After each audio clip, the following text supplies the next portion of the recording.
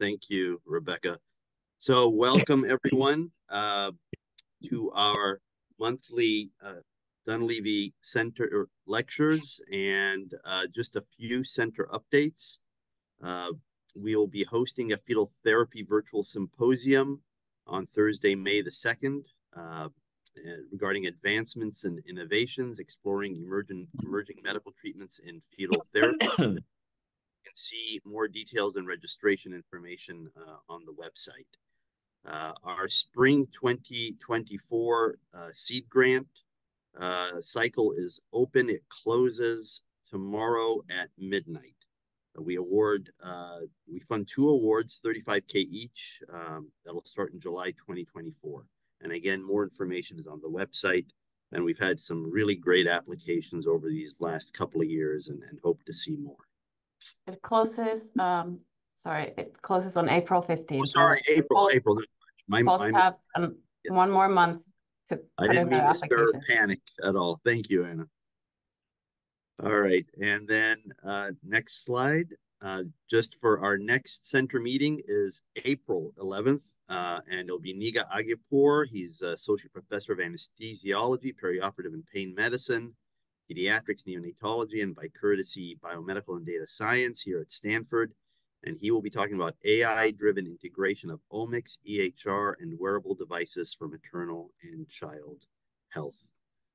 And with that, I will turn it over to Dr. Blumenfeld. Thank you.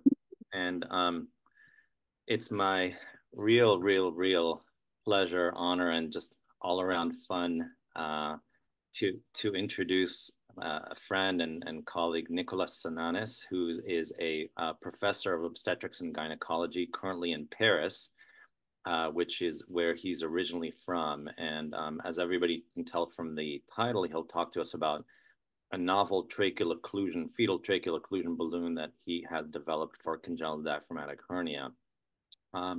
It's great to see everybody here from such diverse disciplines. And I do want to recognize Dr. Michael Harrison, who developed and thought of the technique originally. Now we have the originator and the latest balloon all in one presentation, which is just unbelievable. For those of you who don't know Nicolas, he's, like I said, a professor of obstetrics and gynecology currently in Paris, but he's really a full spectrum maternal fetal medicine specialist. He has actually published extensively in clinical obstetrics and of course in prenatal diagnosis and fetal therapy. He has a master's in public health and a PhD in physics and in chemistry. He is in leadership roles in the French College of OBGYN and actually in charge of the practice guidelines for that society, as well as serving in a capacity of an expert in the ultrasound group for the French College.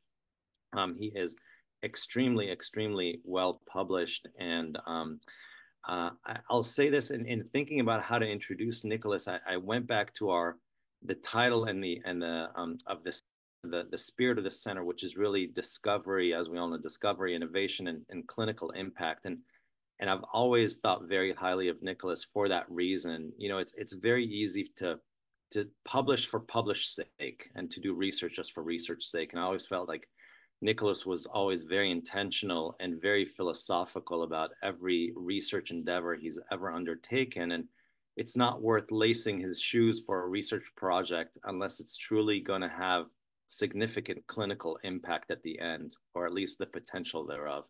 And I always thought very highly of you for that, Nicolas. And this presentation is clearly no exception to that. So we are really honored to have you, Nicolas.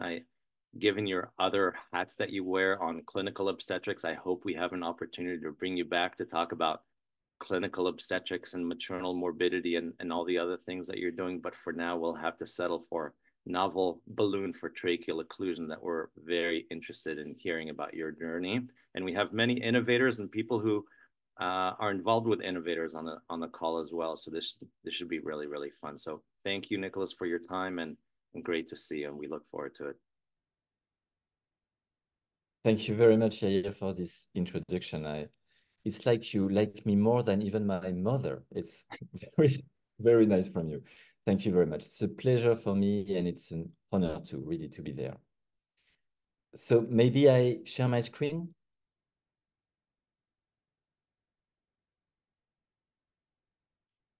Okay. So can you see my screen now? Perfect. Okay. So hello everyone, and thank you again very much, Yair, for this introduction. It's an honor for me to take part at this research seminar, and you know it's a great pleasure as well. I remember I visited you 10 years ago to give a lecture in Stanford on CDH, and I'm so happy that we kept this link together and above all, of course, our friendship. So thank you to give me the chance to talk about the balloon that we've developed in France. And my talk will focus essentially not on the balloon itself, but rather on the innovation process. So allow me to take you on a journey. Regarding my conflicts of interest, I have to say that I'm the lead inventor of the Smart TO balloon, but it's the company, BS Medical Tech Industry, that has the patent ownership and exploitation. And unfortunately, I have no compensation from this company. Let's go from some background now. As you know, congenital diaphragmatic hernia, let's say CDH, is a birth defect characterized by failed closure of the diaphragm. But actually, the main issue is not the diaphragm itself, but rather the hernia of abdominal viscera into the thoracic cavity, leading to hypoplastic lungs and impaired lung vasculature. As you know, fetoscopic endoluminal tracheal occlusion, let's say FETO, increases fetal lung volume by preventing egress of lung fluid and therefore can improve survival in selected fetuses with CDH. And as you know, recently, or it's not so recently now, but two parallel randomized controlled trials in fetuses with isolated left-sided CDH with severe and moderate pulmonary hypoplasia were concluded. And total trials showed that FETO works. At least it improves survival in fetuses with CDH in severe cases. But as you know, one of the major concerns about FETO procedure is the need for balloon removal, which should be done ideally in utero. And as you know, there are several drawbacks of unplug, including the fact that it has to be performed by the well-trained team. And so patients should stay close to an expertise center for the whole duration of the occlusion. And moreover, of course, there are morbidity and even mortality related to unplug. So that's why it must, I guess it's like 10 years back now, I thought we should address issues of unplug and develop a resorbable balloon. And I guess it's important to start my presentation on the genesis of an idea because I wasn't myself aware of how to start an innovation process. And actually, there were at least two mistakes in my first reasoning and this idea of a resorbable balloon. First, don't start with a solution, but start with a problem.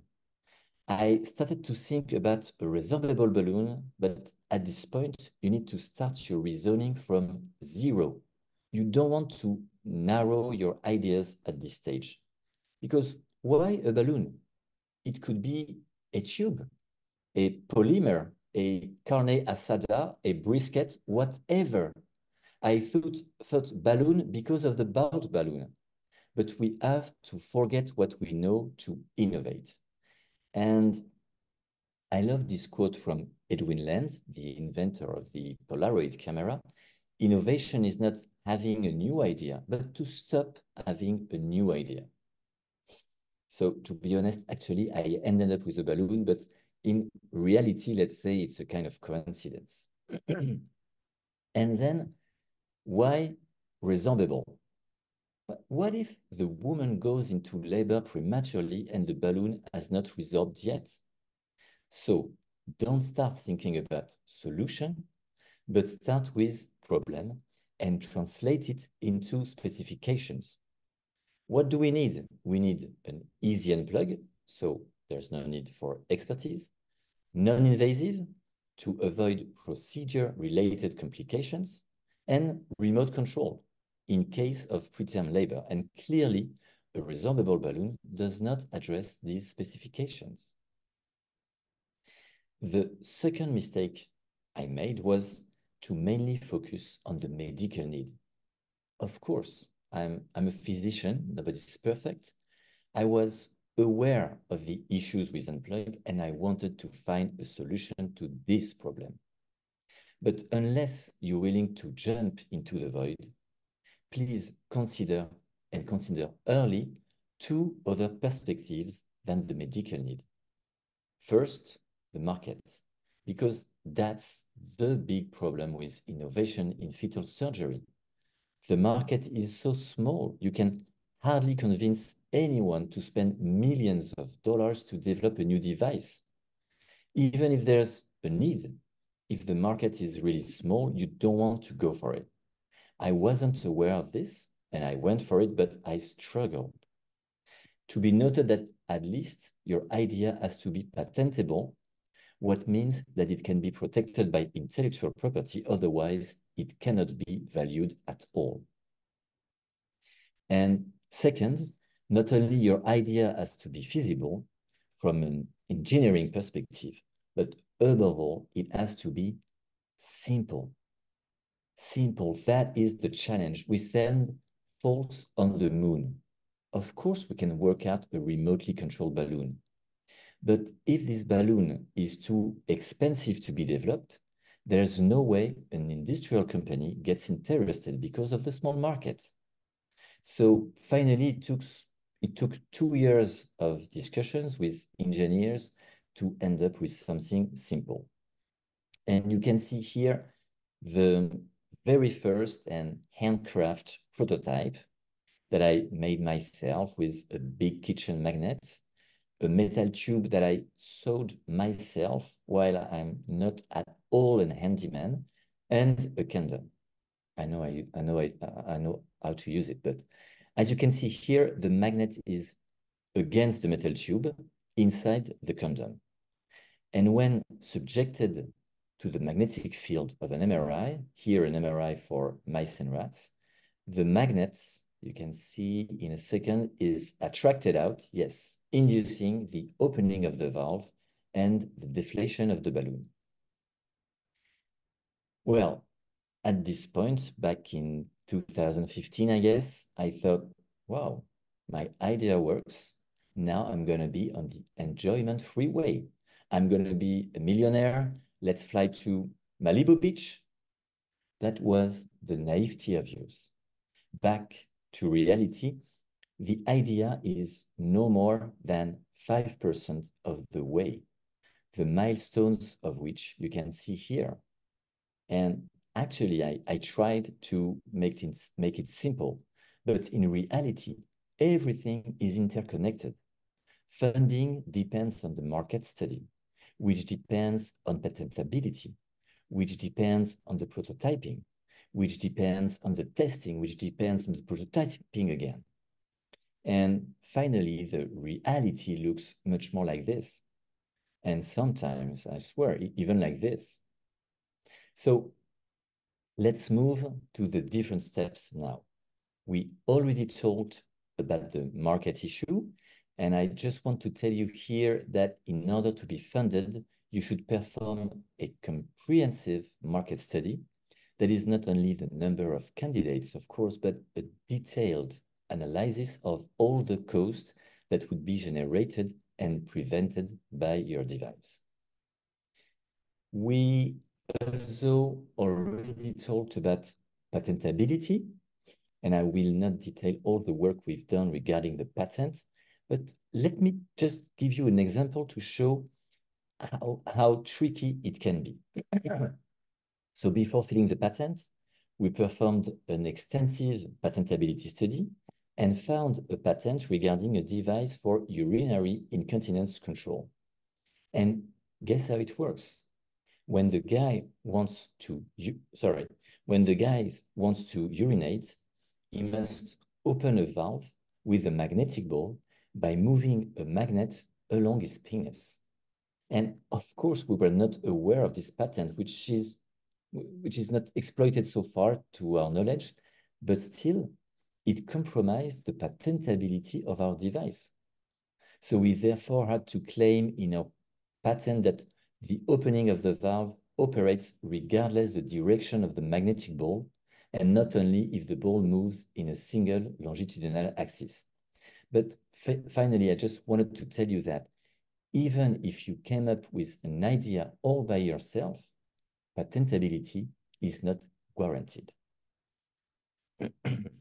Excuse me for a second. And now we're going to talk about the funding.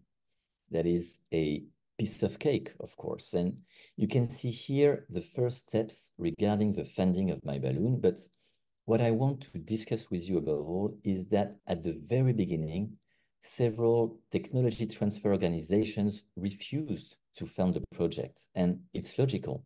Their business model is that they fund a project for which they will have money back, which was not guaranteed given the small size of the market. So I had to seek for kind of free money, and I turned to charitable nonprofit foundations, and I could get funded for the realization of a first prototype. And we still needed some more funds later on, of course, but having a prototype scale 1:1 does change everything. I mean, have you ever tried to ask for money showing a kind of magic condom that can deflate? Please don't do that.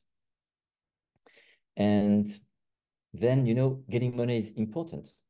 But one of the challenges was also to find an appropriate industrialist. Well, it's not that easy. By chance, thanks to our regional research network, we could get connected to a company that perfectly sticked with our expectations, and I really want to thank them.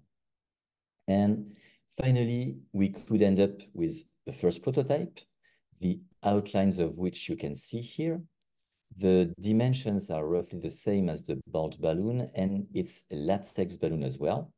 But there is an additional magnetic valve composed of a metallic ring and a magnetic ball that can move freely inside the balloon. The magnetic attraction of these two components ensure the closure of the valve. But now, when you inject saline through the valve, it moves away the ball because of the hydraulic pressure, so you can fill the balloon. And when you're done, the magnetic ball goes back against the metallic ring, what ensures impermeability.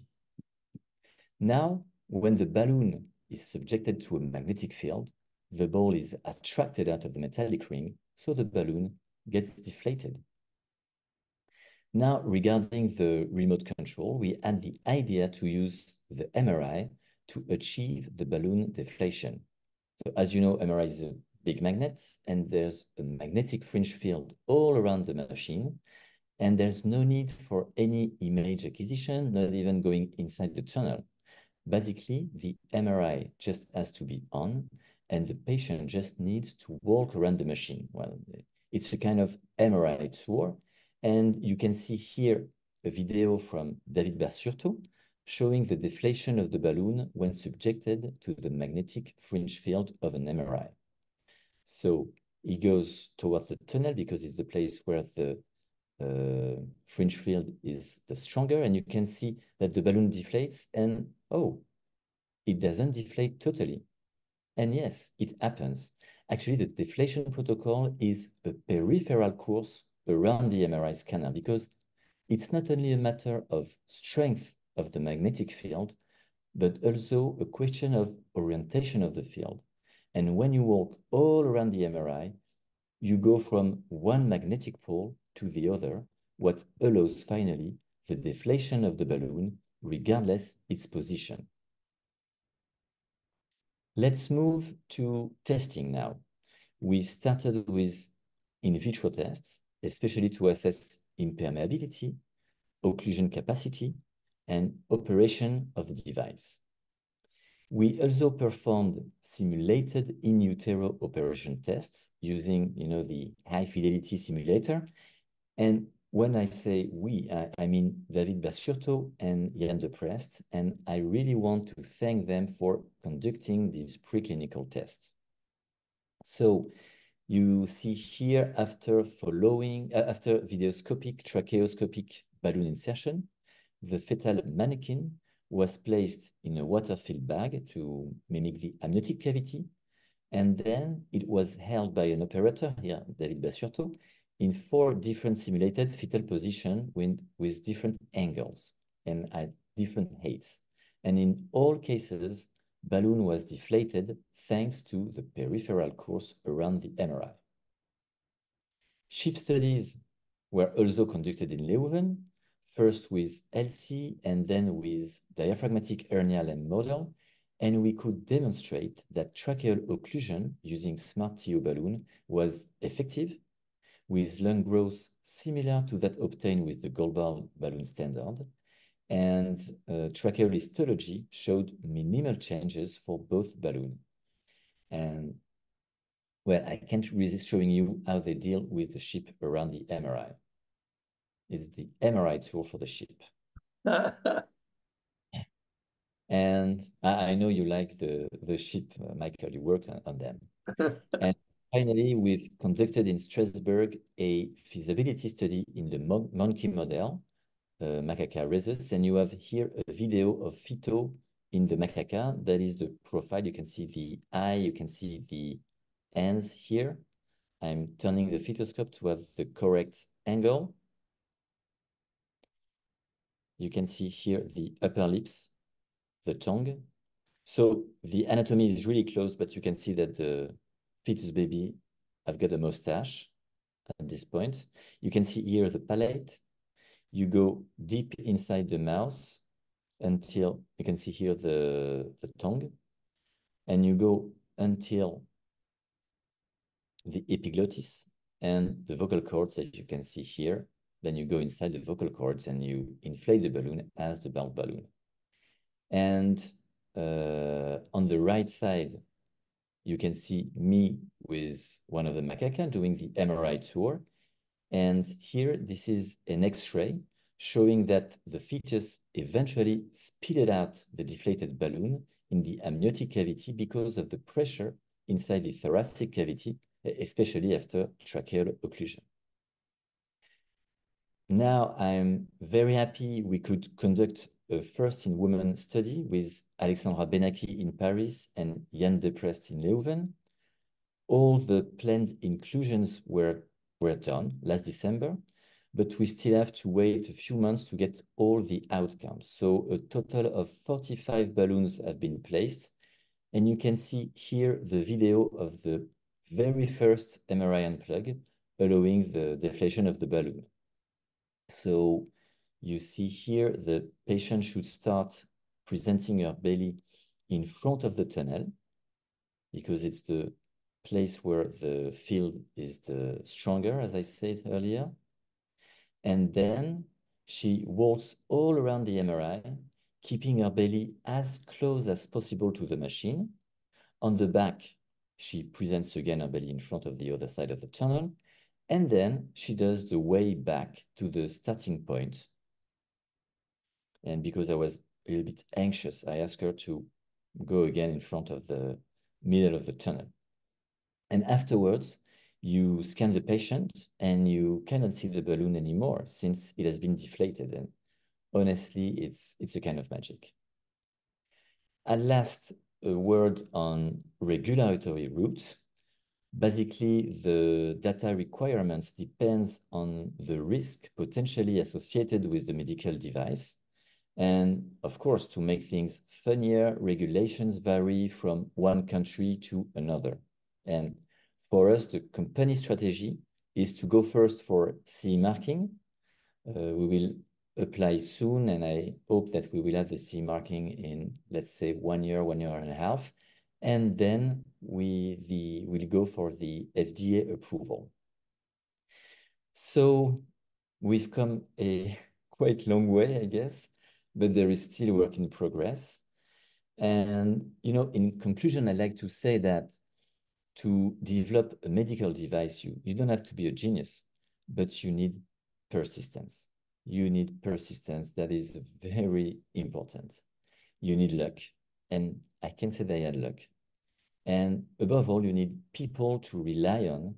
So I want to thank them sincerely. There is Romain Favre, my mentor, Valérie Lux and Bertrand Bach, who works from BSMT, Alexandra Benaki, David Basurto, and Yann Deprest, who did the preclinical test and then the first in-woman study.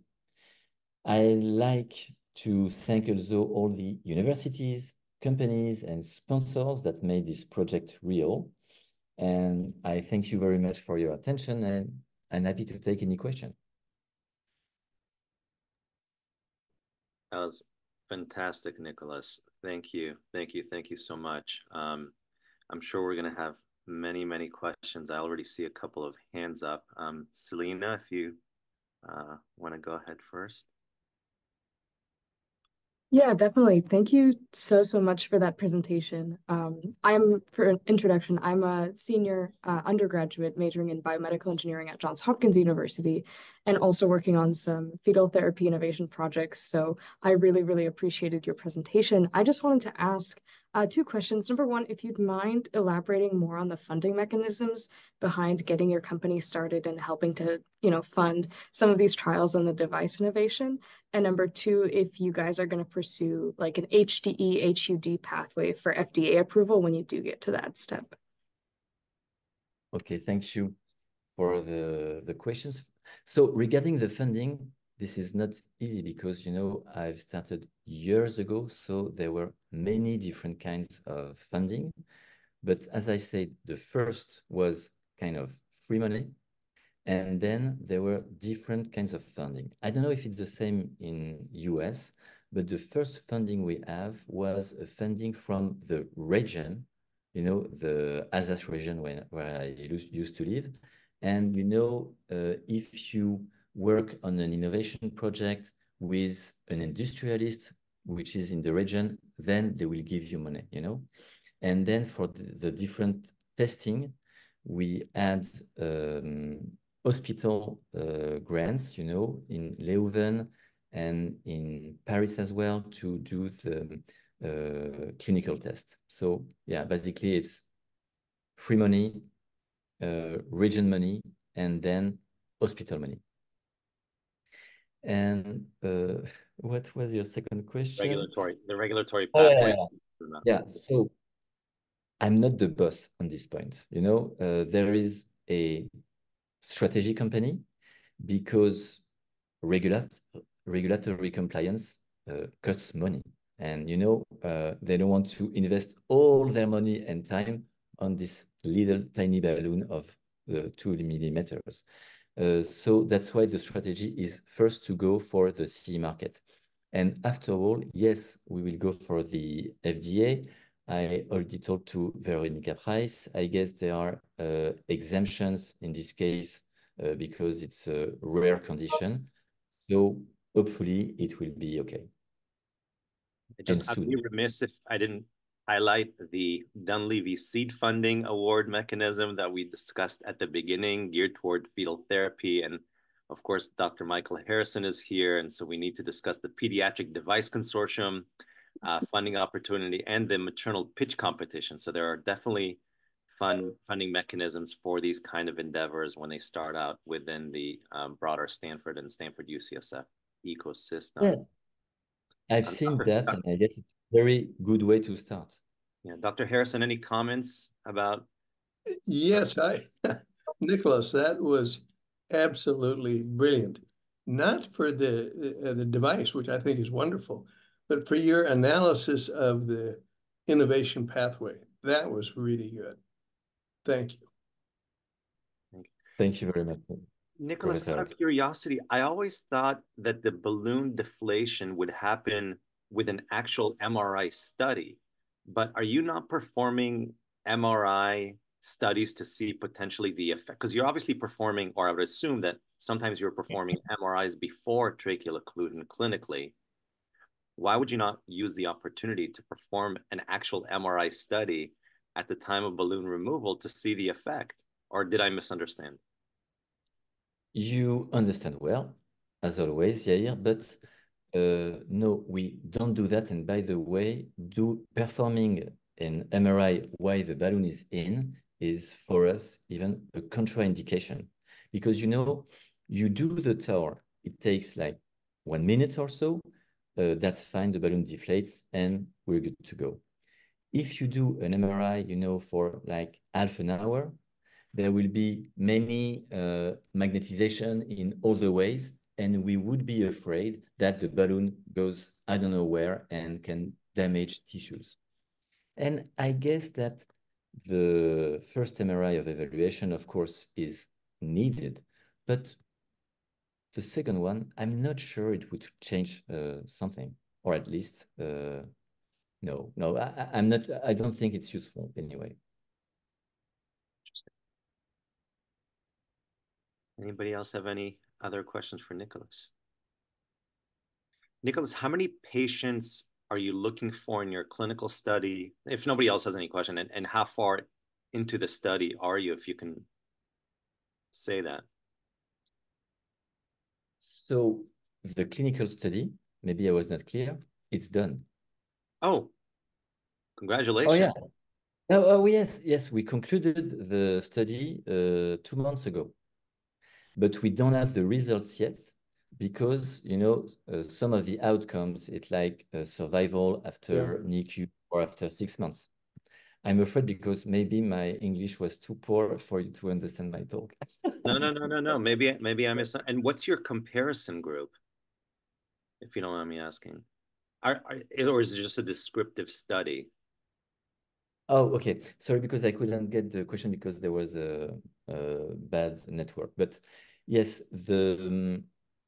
so there was 2 randomized control trials. They were quite not randomized, but 2 trials in Paris and in Leuven conducted in parallel, and they are not exactly the same, but the first objective is the proof of concept. In Paris, it was the deflation of the balloon and the expulsion of the balloon. In Leuven, it was the deflation of the balloon, thanks to the MRI. But of course, we have many other secondary objectives and outcomes. Nicolas, how many patients total have you studied? Around 45. And we made a calculation of the patient number of patients needed for the study. And basically, it's a calculation based on, okay, if the balloon deflates in all the patients, then the certainty that the balloon will deflate in the future is very high. I can't remember the numbers. And just one other question, Nicolas. I don't know if you've seen this month's Green Journal article on FETO. Did you happen to see it yet? I'm not sure. Yair, do you want to comment on? Yeah, I think you're probably aware of the findings. Are you talking about the American consortium that found? Yes. So the one it was led by the UT group, where essentially they didn't find the same results as the total trial because the survival was higher in the American cohort even without tracheal occlusion. And your thoughts about those different? I know you've seen the data in different, maybe not the actual manuscript, but I'm sure you're familiar with the data. So what are your thoughts about the difference there, and as we're considering tracheal occlusion across the pond from where you are, like differences in outcomes with and without balloon between US and Europe, even in advanced centers in Europe? So guys, what do you want me to say? That you are better? No, it's a tricky question. I'm not sure. I guess that there are several explanations. First, maybe the use of ECMO. Second, that was a very long trial, more than 10 years for the severe cases, maybe the knowledge and the, even if the protocol didn't change, I guess the knowledge has evolved and maybe we treat better now than 10 years ago. And yes, I guess that would be the main point, the modification of the knowledge, the increase of the knowledge. Another endpoint of the fetal delay could be that for patients who get the fetal procedure, they may not need to get ECMO. So that would apply to patients who are not that severe. So if you were to do fetal on patients who are not severe but moderate, their lung capacity might increase to the point that they may not need ECMO. So that could be another target if you were to do fetal on moderate condition patients. I'm not sure I've understood the question because the network is not good, but still I can answer to what I understood. You know, it's been more than 10 years now for the that the fetal trial started, and I guess that it's not only an improvement of the knowledge, but also, you know, a change in practice. At least Alexandra Benaki and Yann Deprest, I know that they perform the fetal earlier in the pregnancy, you know, in the severe and in the moderate cases as well. In the fetal trial for moderate, we were supposed to put the balloon between 30 and 32 weeks because we had no data on moderate CDH and we were afraid to have prematurity and PPROM. And I guess that you know that after the two total trials, there were a very nice study with very complicated statistics that I didn't understand from Valkenster in the AJOG, in the Great Journal. And it shows that, okay, fetal works, it makes lung growth, but if we want that it works even in the moderate forms, we should put the balloon earlier, maybe at around 28 weeks, at least not after 30 weeks. So that can be a reason for the question you asked before, Yair, as well.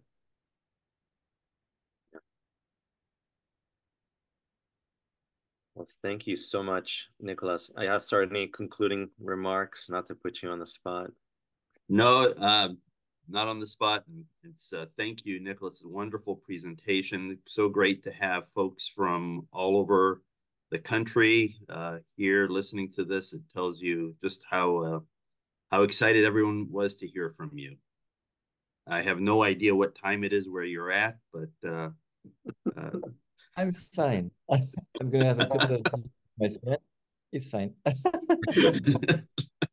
But thank you so much, and we hope to have you back talking about other topics of interest as well. Thank you very much. Thank you. Thank you, Good Nicolas. night. Thank you.